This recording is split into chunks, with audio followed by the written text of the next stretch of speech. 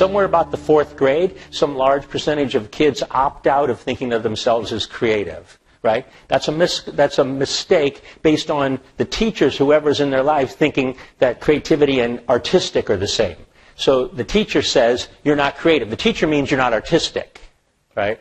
And from then on, you can do anything in a creative way. You can, accounts payable, you can do that in a creative way. You can greet the people at the front desk in a creative way. I mean, and we challenge people in all walks of life and with all jobs to think of how they can do their job more creatively. So, this notion, and we know when we bring people to the D.school, if you work with IDEO, we can transform cultures, we can do it. But so my brother and I decided, well, what could you do with a book?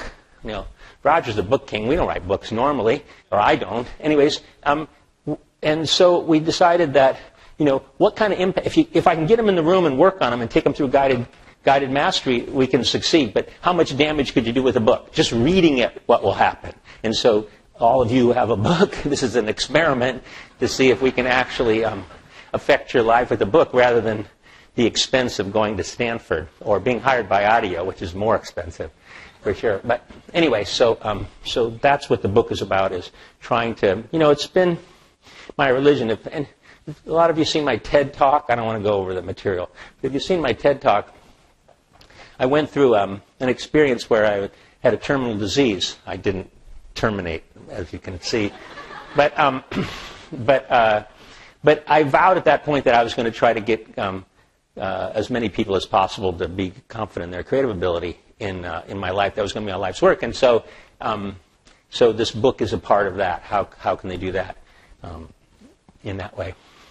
Now, this turns out to be my hero. In doing the book and doing Creative Confidence, this is my hero. Does anybody know who this is? Albert Bandura. If you're a psychology major, you know who this is. Wikipedia says the 4th most important psychologist in history. Freud, Skinner, some Jung or somebody, and Bandura. Anyway, so he's a big deal. And his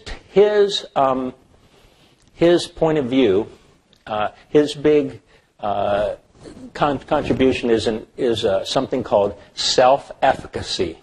Self-efficacy.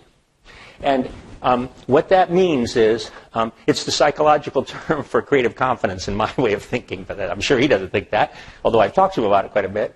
He's in the book.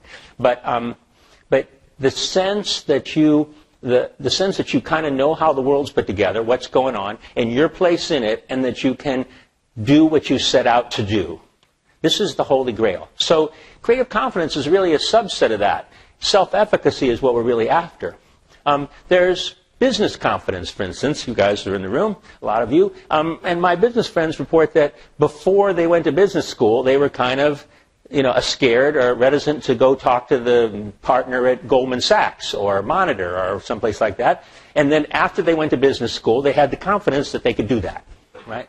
And so that's really kind of a clean one for business students to see what that confidence does. And creative confidence is the same way. But all of those different confidences are kind of under the umbrella of, are you self-effective? Right?